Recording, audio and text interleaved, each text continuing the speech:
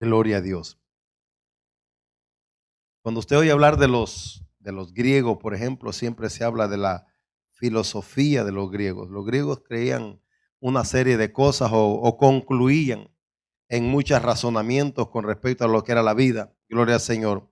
Y siempre se ha dicho, y la historia lo ha marcado siempre, amén, de que eran gente o siguen siendo gente muy inteligente, muy avanzada en sabiduría, gloria al Señor. Pero la palabra del Señor, amados hermanos, o Pablo en este caso, cuando habla a los Corintios, eh, les hace ver la diferencia del conocimiento del mundo y el verdadero conocimiento que nos lleva a descubrir al Señor, gloria al Señor.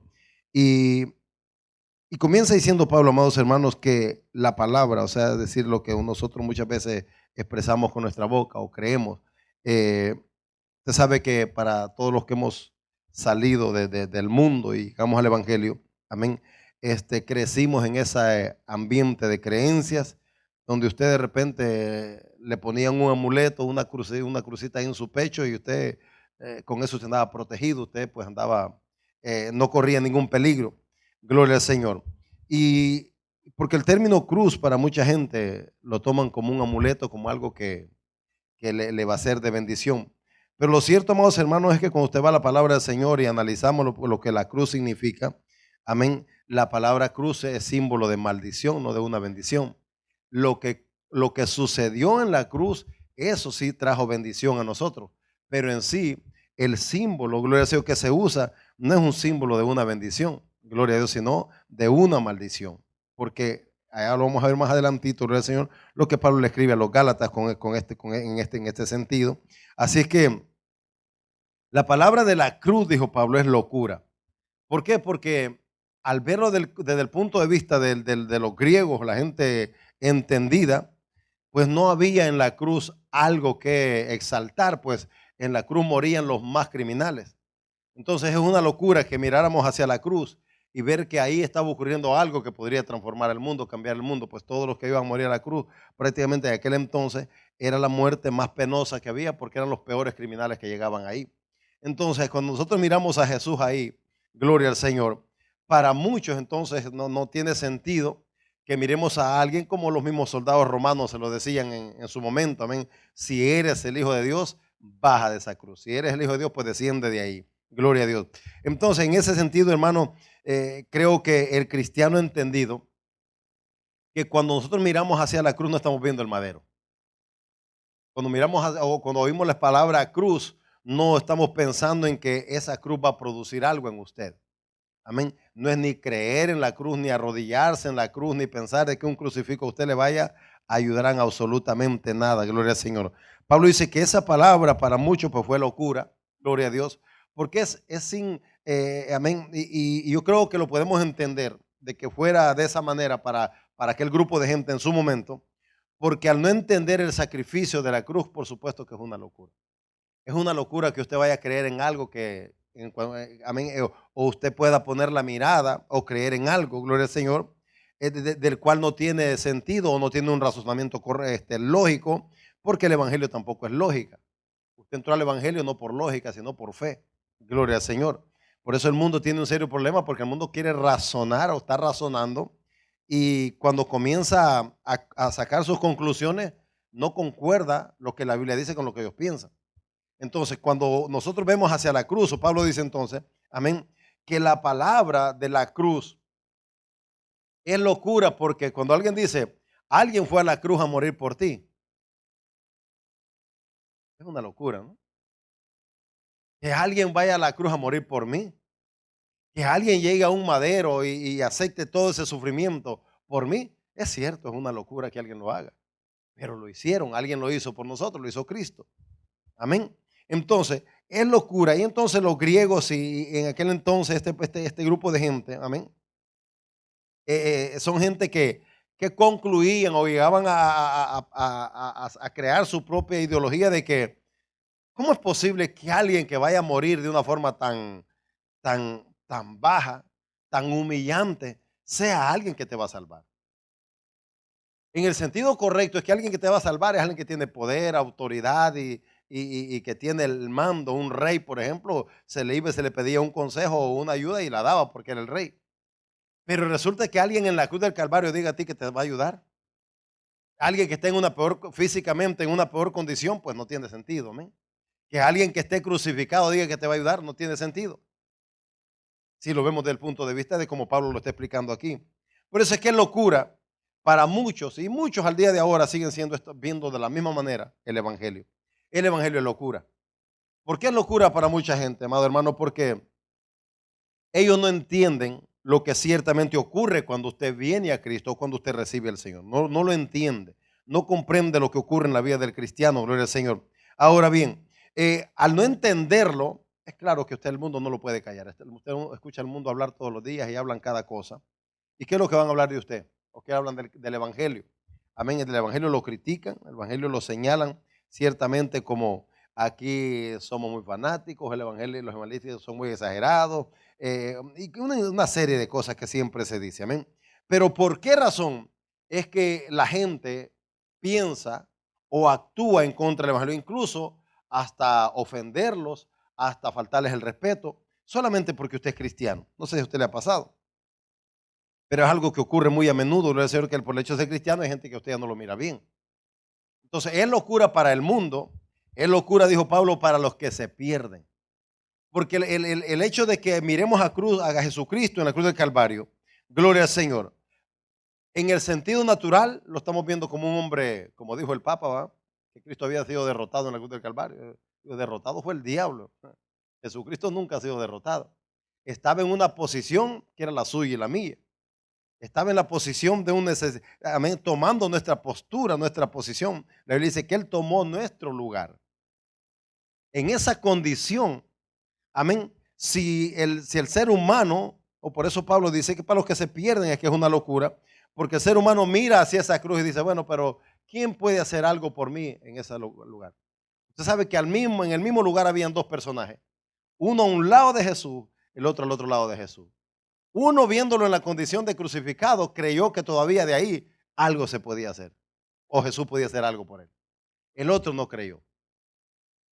Entonces, y eso lo encontramos, amado hermano, y es muy importante porque ¿cómo es que hoy en día, a estas alturas del tiempo que vamos viviendo, gloria al Señor, y a pesar de todo lo que se ha hablado, hay gente que todavía no cree en el Evangelio? Bueno, digamos, miles de gente que no cree en el Evangelio o que han aceptado cualquier otra secta, cualquier religión, antes que entrar al Evangelio, porque la verdad, amado hermano, es que si hay, aleluya, algo que cambia, que transforma la vida, es el Evangelio. Eso Pablo cuando le escribió a los romanos le dijo, yo no me avergüenzo del Evangelio porque es poder de Dios. Entonces, cuando usted entiende que el Evangelio es un poder, aleluya, que nos va a transformar, pero también es un poder que nos va a retar o nos va a enseñar, gloria al Señor, de cómo es que nosotros podemos vivir o cómo debemos de vivir la vida cristiana. Entonces, es una locura. Es una locura que usted venga a aguantar hambre en la iglesia, pudiendo estar en Denny's ahorita. Es una locura estar, después de estar ahí en su casa comiendo un rico desayuno, está hasta aquí aguantando hambre. Claro que es una locura si usted lo mira desde ese punto de vista. ¿Amén? O decir, en el sentido natural. En el sentido natural siempre va a ser una locura. Y es claro, porque la Biblia misma nos explica de eso, amén, que es locura para los que se pierden, pues no entienden, no comprenden. Amén. Pero ahora bien, podríamos decir mucho de esto, de lo que la gente piensa, de lo que la gente analiza, de cómo la gente ve el Evangelio. Pero ¿sabe dónde es que yo encuentro el problema siempre? No es en el mundo de afuera. El problema es en el mundo cristiano. ¿Dónde está el problema de la iglesia? ¿Dónde es que encontramos el problema? Que aunque sabemos que el Evangelio es un poder que nos transforma, ciertamente, hermano, hay gente que no ha sido transformada, hay gente que no ha sido cambiada, que no ha sido regenerada. Aleluya. Que en otras palabras, que no han nacido de nuevo de una manera genuina, de una manera que verdaderamente honre a Dios. Entonces, la palabra de la cruz sigue siendo locura para muchos. ¿Por qué? Porque si usted mira la cruz, y yo hoy entiendo, o usted hoy como cristiano entiende, que alguien estaba en esa cruz pagando un precio tan grande por nosotros. ¿Qué es lo que el Señor espera de usted y de mí? ¿Cree que esto es lo que espera Dios? No, Dios no espera eso. Cuando Él va a la cruz, espera que nuestra reacción, que desde el momento que le conocimos, amén, nuestra vida ciertamente se incline por Él siempre. Vayamos por Él siempre, caminemos para Él o vivamos para Él. Gloria al Señor. Ahora, si llegamos al Evangelio, amado hermano, o aquellos que dicen que llegan al Evangelio, que entran al Evangelio, o que están caminando con Cristo, pero todavía viven esa vida que no agrada a Dios. Entonces creo que no les ha alumbrado todavía, no ha habido esa luz que les ha alumbrado, gloria a Dios, el entendimiento para entender por qué es que nosotros debemos de valorar tanto el sacrificio de la cruz y qué significó ese sacrificio para nosotros. Entonces el cristiano, nosotros no vamos con un símbolo de una cruz, amén, como si eso fuera lo importante aquí, no. Lo importante es dónde está Jesús en nuestra vida. ¿Cómo miramos el sacrificio que Jesús llevó ahí? ¿Por qué es que a la gente en la religión pues se conmueve cuando miran a esa imagen ensangrentada y con una cara triste? Usted lo mira, gente que va, se arrodillan, hacen una serie de cosas porque casi como diciendo, pobrecito. Y digo, mire, ni en la cruz Jesús fue pobrecito, pobrecito es el diablo, hermano. Jesús fue vencedor. Es vencedor y será vencedor. Él nunca fue derrotado. Gloria al Señor. Entonces, cuando Pablo dice, hermano, fue escrito de que el Señor vendría, amén, a deshacer la sabiduría, porque hay dos sabidurías que no concuerdan aquí. Y este es el problema que tienen muchos cristianos. Una sabiduría es cuando usted se conduce como cristiano en su razonamiento, haciendo las cosas como usted quiere. Ese no le va a funcionar. La sabiduría verdadera, dijo Santiago, es la que viene de Dios. Y esa usted lo instruye, le enseña, lo capacita para servir a Dios y para agradar a Dios. No hay gente incapacitada en el Evangelio. Si se ha conocido verdaderamente a Cristo y se ha tomado, ha pedido, ha buscado la sabiduría de Dios, no hay gente incapacitada. ¿Sabe que todos debemos de servir a Dios? Todos estamos llamados a servir a Dios. Todos estamos llamados a honrar a Dios. Todos estamos aquí para hacer algo para Dios. Entonces la pregunta es, ¿por qué hay gente que no funciona? Hay gente que no funciona, hay gente que usted, aunque le dé la oportunidad, no la aprovechan para agradar a Dios. Entonces, ¿por qué? Porque la sabiduría o la forma como quieren hacer las cosas, amados hermanos, van con una mente natural, con un pensamiento solamente de lógica. Yo quiero agradar a Dios, yo quiero servir a Dios, yo quiero hacer esto, pero solamente nos quedamos en un yo quiero.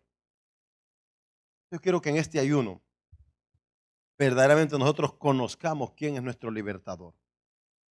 ¿Quién fue el que nos salvó? ¿Quién fue el que nos dio vida? ¿Quién fue el que murió por nosotros? Gloria al Señor. Puede ser locura para muchos, puede ser, amado hermano, algo que no conecte, que no se entienda, pero usted, yo creo que entendemos exactamente lo que la vida cristiana es. ¿Alguien entiende eso? La vida cristiana es para nosotros. ¿Qué es para usted la vida cristiana? Gloria al Señor.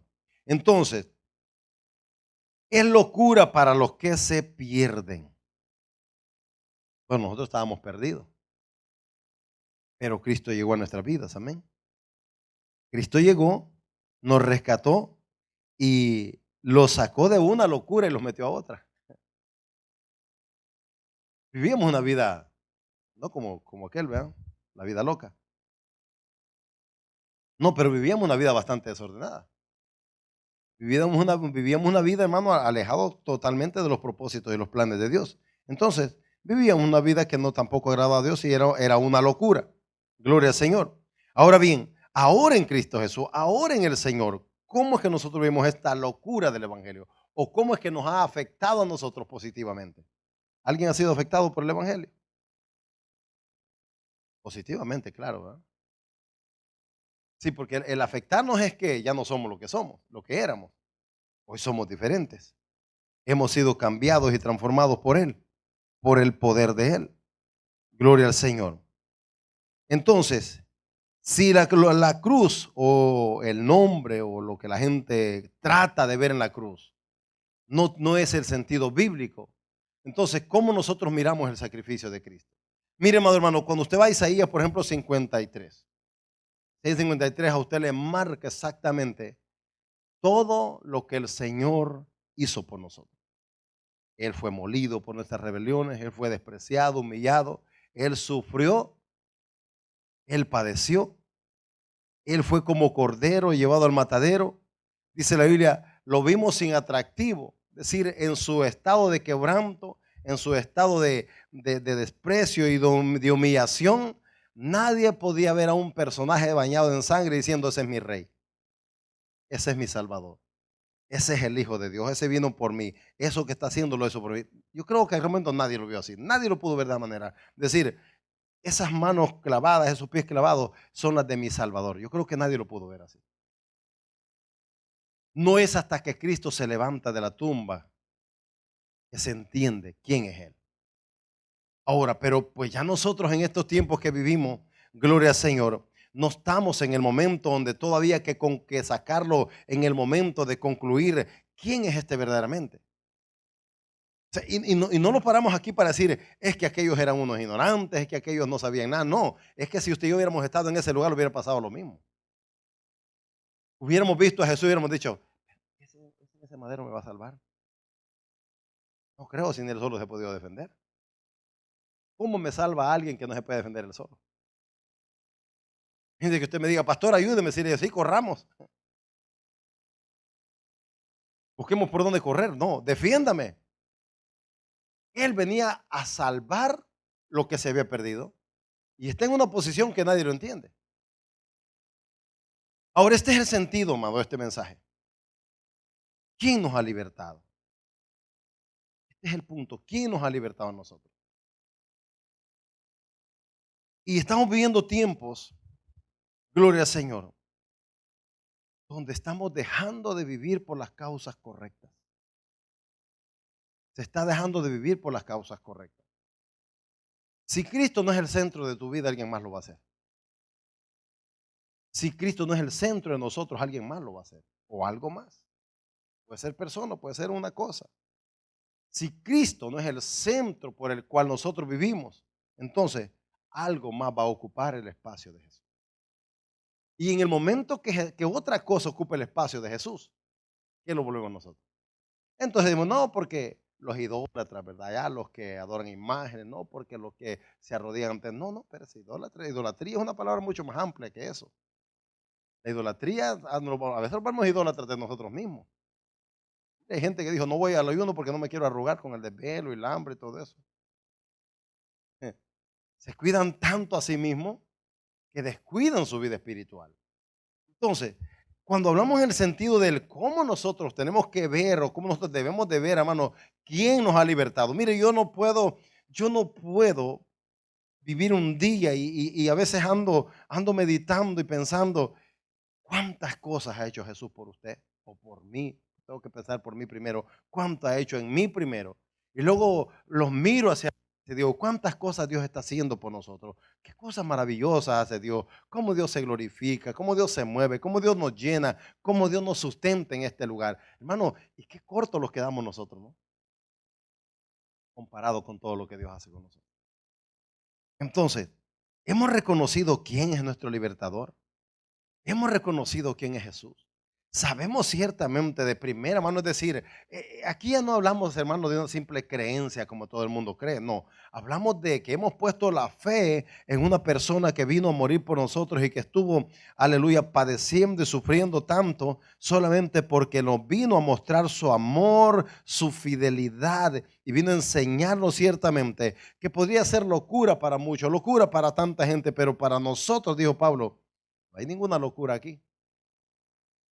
Es lo que dice allá en Gálatas. Gloria al Señor. Gálatas 3:13. Gloria a Dios.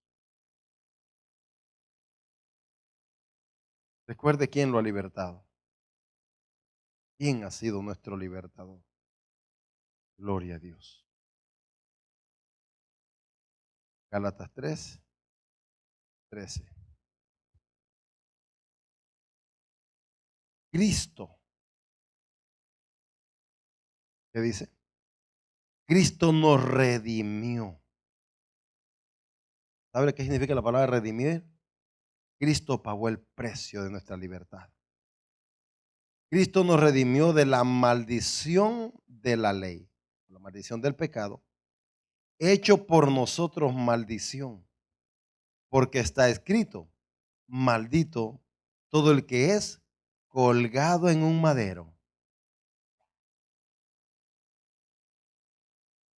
Creo que se habrán pasajes que me han marcado la vida, este es uno de ellos, desde que yo conozco al Señor. Pensar que el Hijo de Dios se le llama maldito porque va a cargar toda la podridumbre que nosotros teníamos, toda la corrupción que nosotros tenemos, todo el pecado que nosotros tenemos. Él lo agarra y va y nos va a redimir, dice la palabra del Señor. Nos va a redimir, va a pagar el precio de nuestra libertad. Y el precio de nuestra libertad es su propia vida entregándola a Él. Y yo tengo que decir y recordarle a usted, ¿cómo nosotros miramos a Jesús? ¿Cómo vemos a aquel que fue a la cruz? ¿Cómo vemos a ese Cristo? Ya no como la gente siempre se lo imagina, bañado de sangre, amén, ahí padeciendo. No, porque Él ya salió de ahí. Ese fue un proceso que Él pasó, pero lo dejó, gloria al Señor, las huellas. Pablo dijo, llevamos en nuestro cuerpo las marcas de nuestro Señor Jesús. El verdadero cristiano lleva marcas. Marcas del Señor. Sí, porque a veces vamos a tener que sufrir. A veces vamos a tener que pasar por dificultades, pasar por luchas, por pruebas. Y tendremos que tener una marca de que somos cristianos ante toda prueba y ante toda adversidad. Cristo nos redimió de la maldición. Cristo nos redimió. Cristo pagó el precio. Él libertó nuestra vida. Él sacó nuestra vida. Él nos dio otra oportunidad. Él vino a conectarlo de nuevo con el Padre. Él vino a sacarnos de la oscuridad y a ponerlo en la luz admirable. Cristo nos redimió. ¿Y cómo lo hizo? Haciéndose Él, tomando Él la postura, tomando Él el lugar suyo y mío. Ahora, ¿cómo usted, cómo nosotros en estos tiempos que vivimos, hermano, cómo nosotros podemos ver a Jesús? ¿Desde qué ángulo, de qué punto de vista? Yo podría ver al cielo y decir, voy a ir al cielo, pero es que para ir al cielo tengo que ver a Jesús primero. Si yo no miro a Jesús como el camino, yo no tengo un camino para ir al cielo. Si yo no tengo a Jesús como la verdad de mi vida, yo puedo vivir cualquier cosa. Si yo no tengo a Jesús en el centro de mi vida, yo voy a vivir mi vida, yo voy a hacer mi vida y voy a hacer lo que yo quiera porque no tengo en el centro la persona correcta. Si yo tengo a Cristo como el centro de mi vida, yo pienso, yo analizo, yo tengo que entender de que yo puedo, aleluya, hacer muchas cosas con mi vida o tengo la oportunidad de hacerlo o decido hacerlo, pero si yo entiendo que hay alguien que dice que se hizo maldición por mí, le pregunto en esta mañana, amado hermano, ¿cómo estamos valorando nuestra libertad? ¿Cómo valoramos la libertad que el Señor nos ha dado, la libertad que nos ha ofrecido? Se hizo maldición por nuestros pecados. Porque está escrito, maldito todo el que es colgado en un madero. ¿Quién podría negar que Jesús estuvo ahí? ¿Quién podría decir que Jesús no estuvo en un madero diciendo, aquí estoy pagando el precio por ustedes? Aquí estoy pagando el precio de tu libertad, el precio de tu vida, el precio que tú no puedes pagar. Entonces, ¿quién es nuestro libertador o quién es el libertador para usted? Y si usted entiende que Jesús o está viendo a Jesús como el único libertador, por ahí le dice que en ningún otro hay salvación, solamente en Jesús. Yo creo que eso lo entendemos bien, ¿verdad? Solamente en Él hay salvación. Y si solamente en Él hay salvación, hermano, tenemos un tesoro tan grande, gloria al Señor, que deberíamos de valorarlo más. Si Jesús vale para usted, valórelo. Si usted entiende lo que Jesús hizo por usted, valórelo. Si usted entiende quién era Jesús antes de venir a la cruz, la Biblia dice que estaba ¿dónde? Sentado a la diestra del Padre. Ahí estaba Él en el lugar hermoso donde nada le faltaba y no tenía por qué haber venido a sufrir. ¿Cuántas veces hemos mencionado, e incluso aquí muchas veces mencionamos lo que Juan 3:16 dice, pero cuántas veces los olvidamos de eso? Nos olvidamos de que Jesús nos ama y nos ha amado tanto y que Él abrió sus manos y no las abrió sus manos solamente, amado, y se quedó con muchas veces. Usted a veces se ha dado cuenta que a veces nosotros ni las manos queremos levantar al Señor. Levante la mano, hermano. Alabe a Dios, hermano. Dele gloria a Dios. Y ni así lo queremos hacer. Él fue a la cruz, abrió sus manos y para que lo clavaran. Fíjese qué diferencia, que él va a la cruz, le están clavando y usted le dice levante las manos y así, ni así las queremos levantar a veces. Tremendo, ¿no? Porque cuando yo digo, es que esta es mi libertadora, es que Cristo pagó el precio de mis pecados, es que Cristo vino a quitar la maldición que estaba sobre mi vida. Ahora, maldición era prácticamente una marca, amén, que yo no sé si usted, por ejemplo, usted ve en la cárcel, por ejemplo, a todos los que están en la cárcel le ponen un número, los identifican por ese número. El preso número tal y el preso del número tal o del cuarto número tal y da, ¿verdad? Ahora, ¿cuál número traíamos nosotros?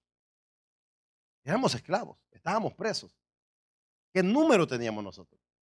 Y si el número se cuenta en orden, ¿en qué orden del número estábamos nosotros y rumbo a dónde íbamos?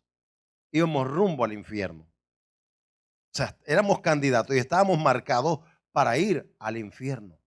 ¿Ese era el final? ¿O es el final de aquel que se muere sin Cristo? Ahora, entonces cuando Él nos redime, cuando Él, amado hermano, paga el precio, corta la maldición, cambia el rumbo de nuestra vida y en vez de ir hacia la silla eléctrica, íbamos al cielo.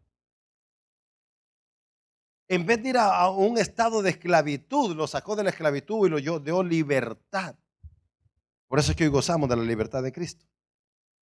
¿Verdad que usted goza con Cristo ahora? Aleluya. Usted se goza con Cristo y nos gozamos con Él porque entendemos que Él nos ha libertado. Gloria al Señor. Pero yo quiero que entendamos algo en este ayuno, en esta mañana. Porque el ayuno es número uno, ¿para qué? Rendir esta carne, entregarle ese pecado con el que estamos peleando todo el tiempo, soltar esas cosas que a Dios no le agradan, renovarnos en nuestra mente, en nuestros pensamientos, amén, y pedirle a Él que nos ayude.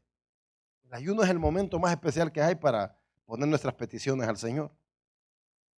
Y si usted está luchando con algo, y usted se siente atrapado en algo, usted siente que algo en usted no cuadra, no funciona, no glorifica a Dios, bueno, para eso es el ayuno, hermano. Para que soltemos esas cosas que a Dios no le agradan. Gloria al Señor. Porque luchas hay. Con algo usted siempre va a estar luchando. Pero cuando usted viene al ayuno, usted se entrega esas cosas al Señor. Él nos libertó, dice Pablo. Él vino a libertarnos y nos libertó para que le podamos honrar y servir y podamos darle la gloria a Él. ¿Alguien da gloria a Dios? Si es ayuno, hermano, pues no vamos a estar tan serios. Es ayuno, usted está perdiéndose el desayuno, pero espérese, usted va a salir bendecido de aquí. Gloria al Señor. ¿Cuántos creen que van a salir bendecidos? ¿Por qué el cristiano es bendecido? ¿Por qué vamos a salir bendecidos? Porque cuando usted atiende al llamado de Dios, usted ya es una persona bendecida. Cuando usted escucha la voz de Dios, usted es bendecido. Cuando usted se da cuenta, gloria a Dios, que usted es alguien para Dios, usted se siente bendecido. Yo siempre me siento bendecido. Sé que soy un hijo de Dios y un siervo de Dios que quizás ni me lo merezca. Pero me siento bendecido porque Él me ha escogido para eso. No sé si así se siente usted. Gloria al Señor. Pero es que Él vino a libertar nuestras vidas. Él vino a sacarnos de donde estábamos. Y debemos de reconocer el sacrificio de Jesús. Ahora compare el sacrificio que usted está haciendo en esta mañana con el sacrificio de Jesús. Compare las 2, 4, 5 horas que vamos a estar aquí con el calvario que Jesús pasó. Compárelo para que usted diga, bueno, voy a dominar este sueño porque alguien no durmió por mí. Alguien no durmió por mí. Alguien se estaba desvelando por mí. Alguien estaba haciendo un plan por mí. Alguien estaba tomando un día el lugar por mí. Usted se imagina a Jesús ahí. Usted se imagina a Jesús pasando, gloria al Señor, por aquel proceso de dolor, de angustia, de quebranto, de desesperación. Mire lo que dice en Gálatas, en Colosenses, perdón. Colosenses capítulo 2, verso 14 y 15. Mire, hermano, yo creo que en nuestra vida cristiana, que en nuestra vida de fe, nos falta mucha sabiduría todavía. Nos falta reconocer muchas cosas todavía para que seamos cristianos que ciertamente estamos determinados a servir al Señor. Mire lo que Jesús hizo ahí. Dice Colosenses 2:14, anulando el acta de los decretos que había contra nosotros, que nos era contraria, quitándola de en medio y clavándola en la cruz. Y despojando a los principados y a las potestades, los exhibió públicamente, triunfando sobre ellos. ¿En dónde? En la cruz. Aleluya.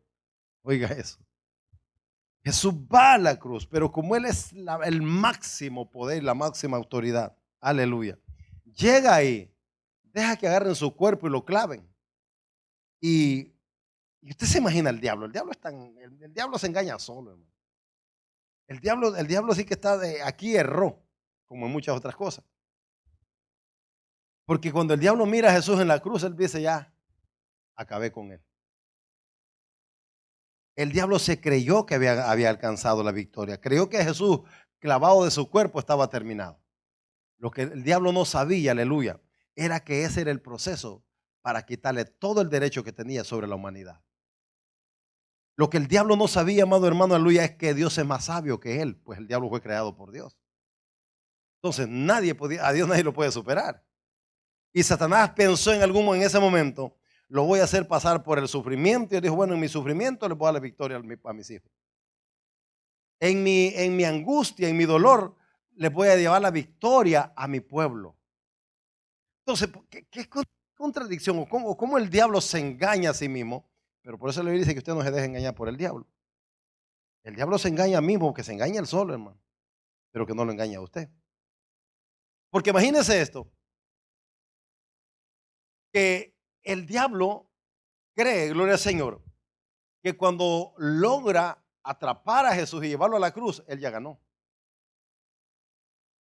Lo que no sabe es que en ese momento, aleluya, Pablo dice, fue y quitó el derecho legal que Satanás tenía. Fue la forma de Jesús ir y firmar con su sangre la libertad de nuestra sentencia.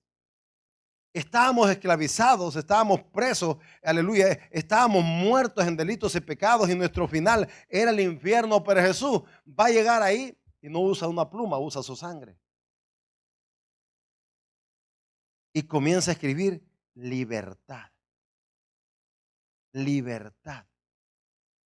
Cuando Satanás menos se lo espera, Jesús le ha quitado sus derechos. Aleluya. Satanás, me imagino que estaba ahí, mano, hasta con el pie cruzado viendo en la cruz a Jesús. Y diciendo, viste que te dije que te iba a derrotar y te derroté. Y Jesús desde arriba mirando diciendo, ya te voy a demostrar quién soy yo. Ya te vas a dar cuenta cómo te vas a quedar sin ningún derecho, Satanás. ¿Alguien ha sido libre aquí? Aleluya. ¿Sabe lo que el Señor está haciendo ahí? Está quitándole, dice Pablo, los derechos legales firmados desde el Edén. Sí, porque le dice que todos hemos pecado. Hay un acta, hay un decreto, hay algo determinado, algo que ha sido firmado y sellado, diciendo, si no sale el pecado de tu vida, si no hay quien pague el precio por tu pecado, en otras palabras, nadie nos puede redimir y no hay una ley que nos pueda salvar. Y Pablo dice, Él lo redimió de la ley del pecado porque todo fue sujetado bajo una ley de pecado. Todo el mundo ha pecado. Todo el mundo peca. Pero cuando Cristo va a la cruz, Pablo dice, amado hermano, aleluya, que Él va a sujetar, va a quitarle los derechos a Satanás, aleluya, nos va a traer libertad. Por eso es que yo creo, amado hermano, aleluya, que usted debe de gozarse más en el Señor. Gozarse más en el Señor. Gozarnos más con Cristo, aleluya. Yo no puedo pensar en Jesús como el mundo piensa. Yo no puedo pensar en Jesús en la cruz colgado y derrotado. Yo pienso en Jesús levantado en gloria. Y pensar en ese Jesús, hermano, aleluya.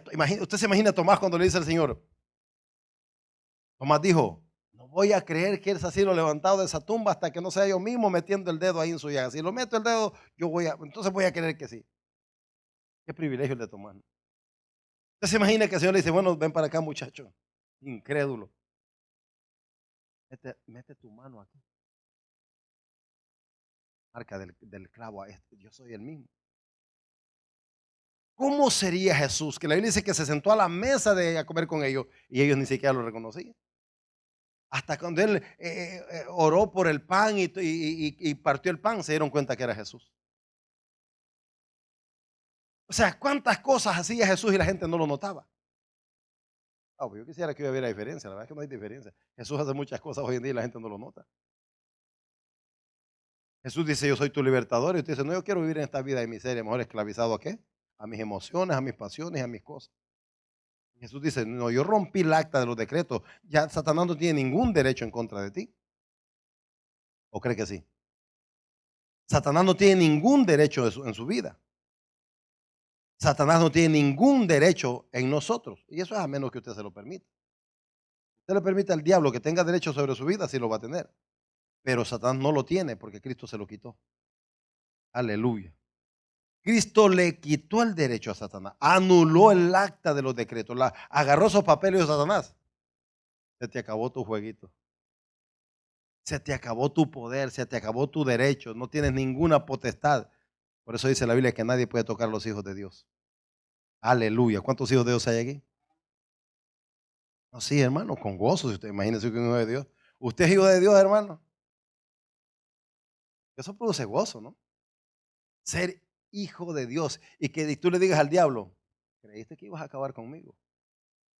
Creíste que me ibas a destruir, creíste que, no, que me ibas a llevar contigo al infierno, pero sabes una cosa, alguien me agarró en el camino y me sacó de la fuente donde iba.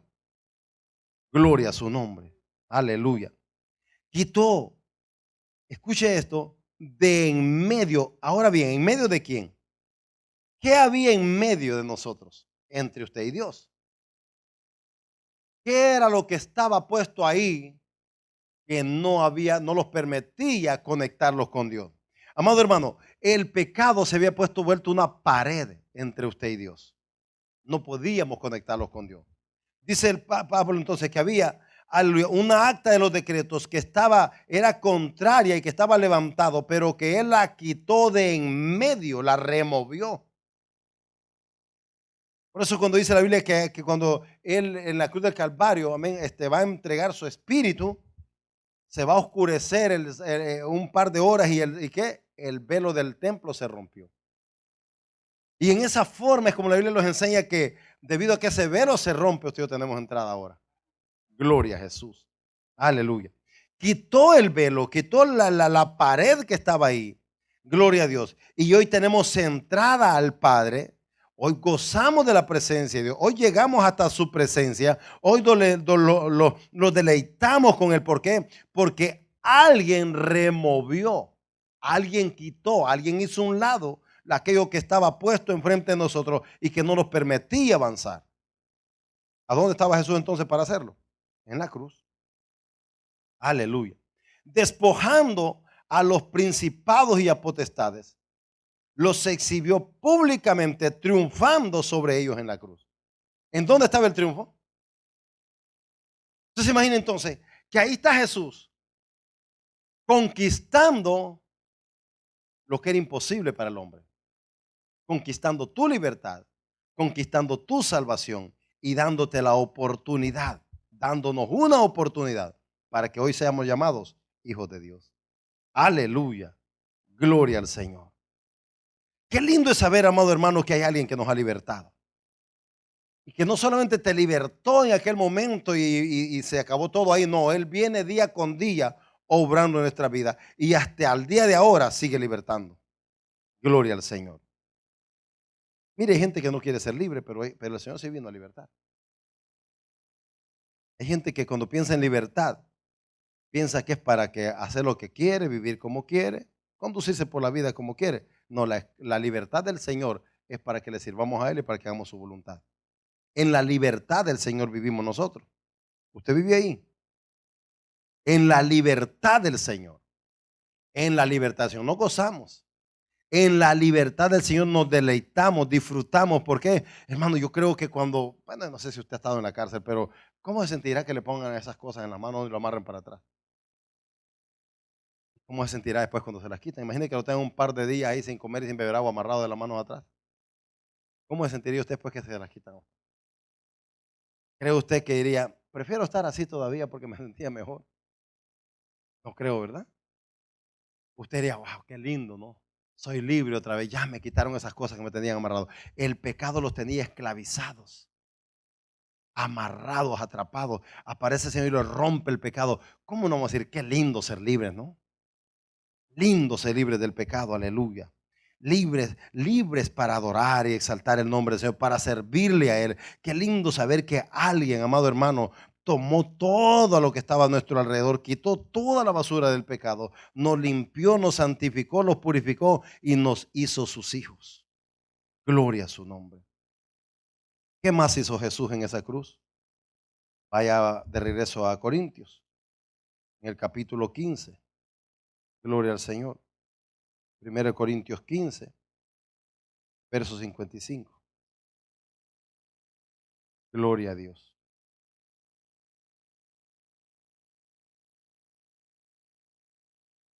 Aleluya. No solamente que el Señor nos libertó del pecado, no solamente que el Señor vino a quitar todo lo que estorbaba para poder servir a Él, sino que esta debe ser la expresión de todo cristiano. Gloria al Señor. Dice Pablo, ¿dónde está, oh muerte, tu aguijón? ¿Dónde, oh sepulcro, tu victoria? ¿En dónde está ahora? Todo aquel que muere sin Cristo perdió. Y vaya que sí murió. Pero sabe que para la vida de nosotros, para nosotros cristianos, el Señor no lo llama muertos. Y cuando usted muere, no se le llama que murió, dice que usted va a dormir. Qué diferencia, ¿verdad? Aleluya. Mientras que unos pobres se murieron, usted se va a dormir a descansar. Yo creo que eso es lindo, hermano. Entonces, ¿qué cristiano se puede preocupar por la muerte ahora? Si sabe que cuando usted se muera, cuando usted deje de respirar, simplemente mandó ese cuerpecito al polvo de la tierra y usted se va a descansar con Cristo. Claro, hay gente que quiere más la vida de aquí, ¿verdad? Pero yo creo, hermano, aleluya, que cuando el cristiano se para en esa libertad que el Señor nos ha dado y en esa plenitud de vida que el Señor nos ha regalado, aleluya, podemos pararlos y decir estas palabras, pero no decirlo simplemente porque están escritas ahí, sino con fe y convicción. ¿Dónde está, oh muerte, tu aguijón? Satanás, ¿en dónde está tu victoria? Ahí estaba la victoria de Satanás, porque el que se muere sin Cristo, Satanás se lo llevó. Es una victoria para el diablo que alguien se muera sin Jesús, pero el diablo no gana nada cuando un cristiano se muere. Es que el diablo no cree que te quiere matar. Al diablo quizás le sirven más los vivos que los muertos. El diablo puede ser un vivo, pero un muerto ya no le sirve para nada. Entonces al diablo no le sirven los muertos. Y hay cristianos vivos que le sirven al diablo.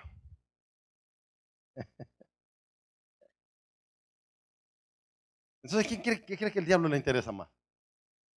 ¿Que usted se muera? No. Bueno, claro. Si usted le está sirviendo a Dios, ¿verdad?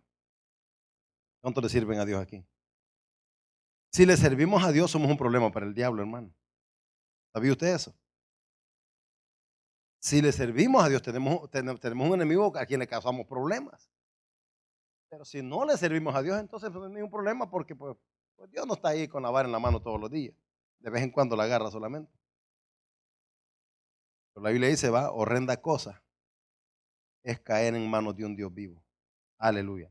Entonces, imagínense que Pablo viene explicando, hermano, igualmente Pablo se dedica tanto a explicar a Cristo, a dar a conocer a Cristo. Y en todo este capítulo 15 de que le escribe a los Corintios, les va a explicar exactamente quién es Jesús, cómo es que el pecado ha entrado y cómo es que la muerte llegó y cómo es que la contaminación ha venido y cómo la esclavitud ha llegado. Y luego dice, bueno, todos hemos sido esclavos o somos esclavos algún tiempo, pero hay uno que se llama el libertador de nuestra vida.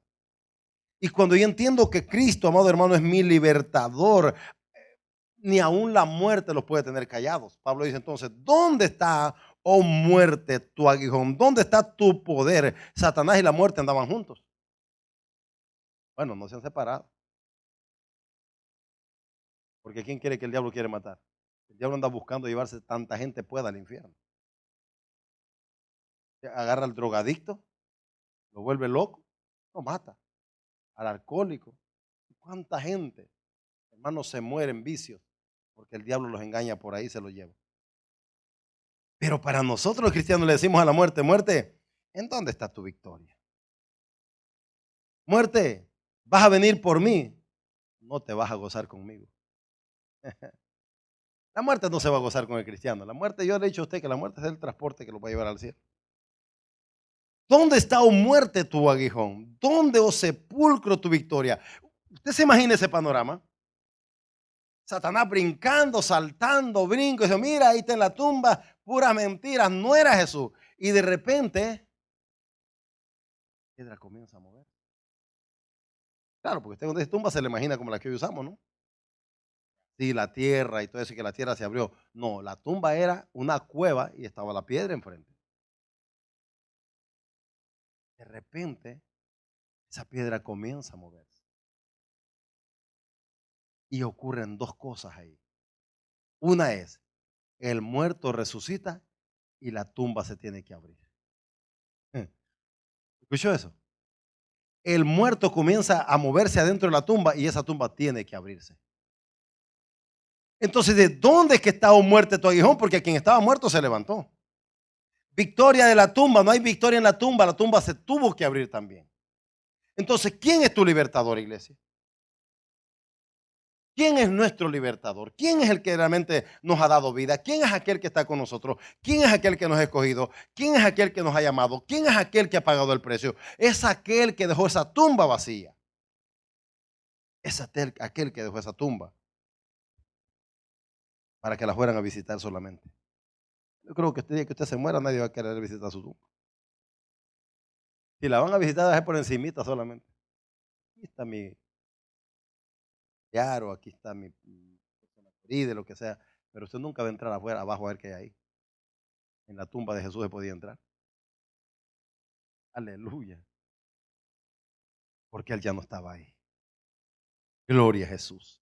Entonces, hermano, qué cristiano, qué hombre, qué mujer que tiene a Cristo y que entiende que cuando yo le digo tiene a Cristo, estamos diciendo que tenemos, aleluya, aquel que ya ha desenmascarado el diablo, como dice en Colosenses, exhibió los principados y las potestades públicamente. En otras palabras, avergonzó el diablo como el diablo no tenía ni idea de lo que le iba a pasar.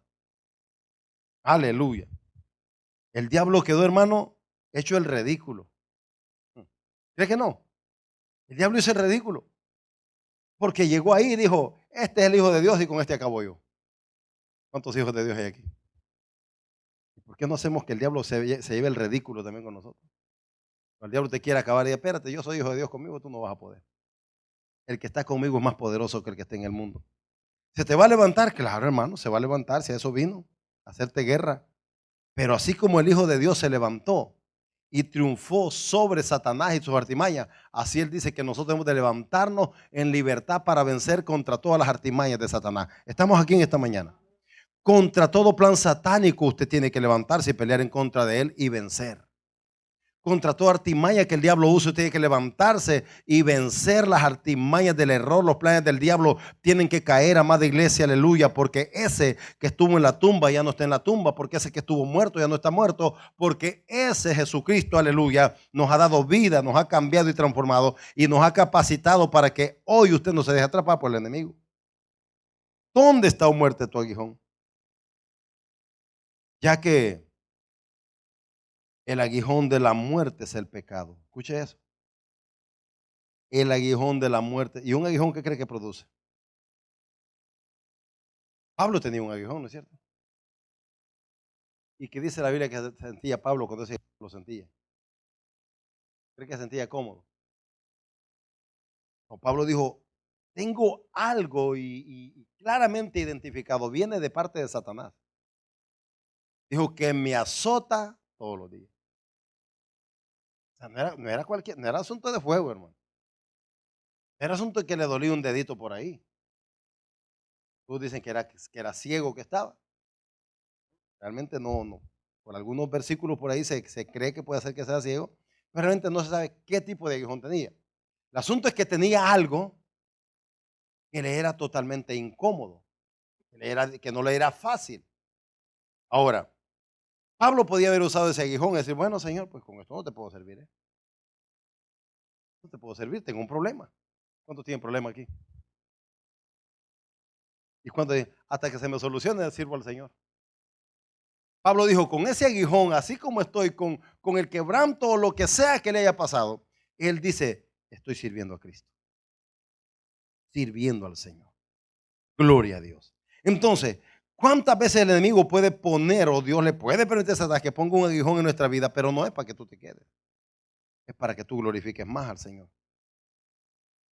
Es decir, hay limitaciones en tu vida, hay incapacidades en tu vida, pero no es para que tú te quedes, es para que honres más a Dios. Aleluya. Sí, hay situaciones que vienen a nuestra vida, por supuesto que sí. ¿El diablo se te levanta? Claro que sí. ¿El enemigo te hace la guerra? Pues por supuesto que sí. Pero en cada ocasión de esas, usted debe saber que usted como hijo de Dios e hija de Dios, usted va a vencer en contra de Satanás. ¿Cuántos son más que vencedores? Oiga, que son más que vencedores, ¿eh? Entonces, ya que el aguijón de la muerte es el pecado, hay gente a la cual la muerte le es dolorosa, pero el cristiano no. ¿Cuántos se quieren morir aquí? Solo para ver cómo se siente, hermano, después me cuenta.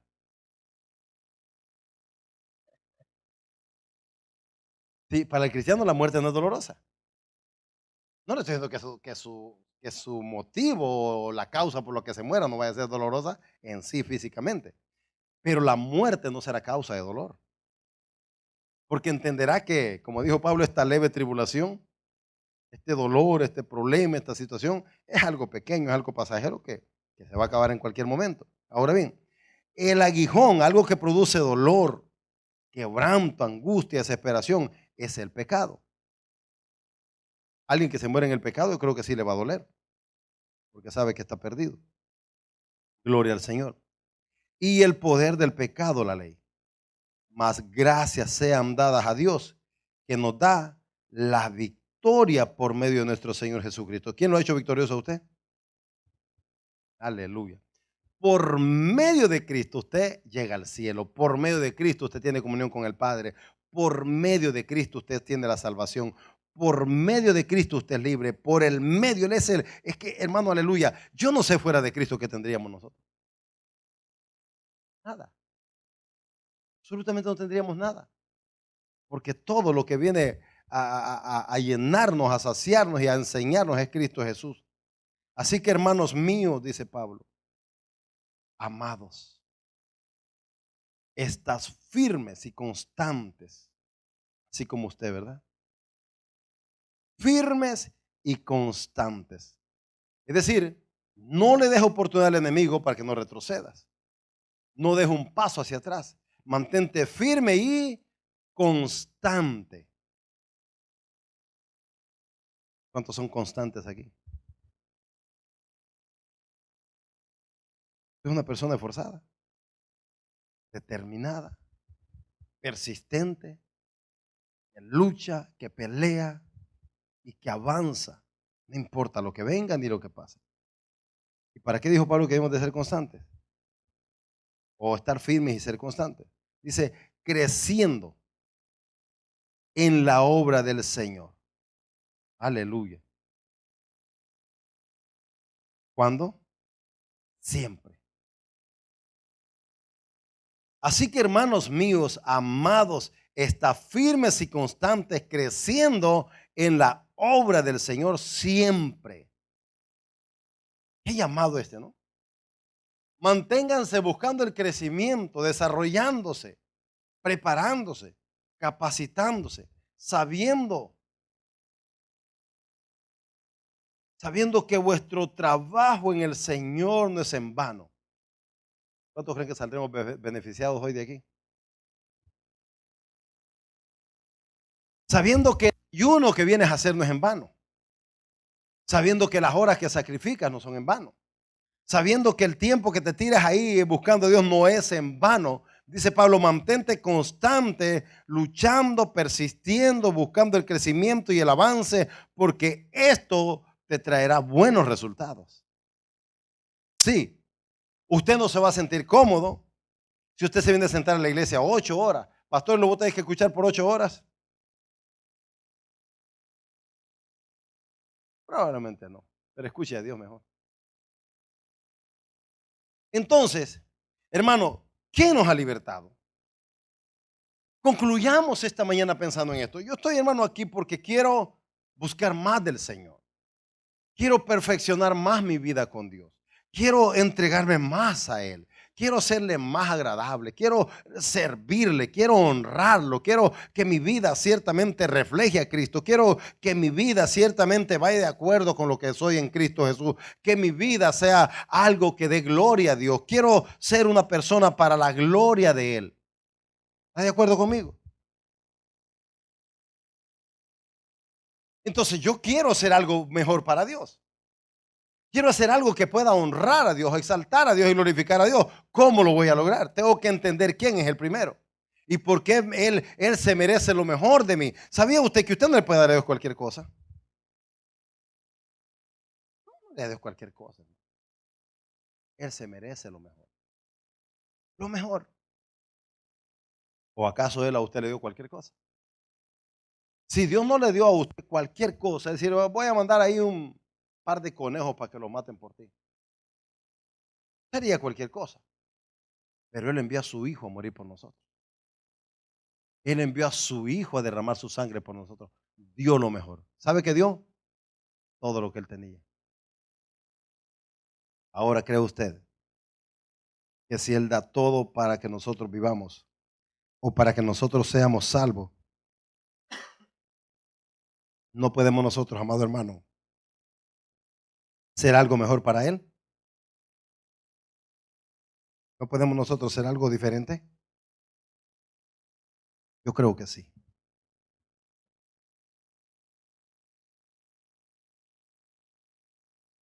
Yo creo que el día que sepamos realmente, que conozcamos realmente, amado hermano, quién es Jesús en nuestras vidas, vamos a ser totalmente diferentes.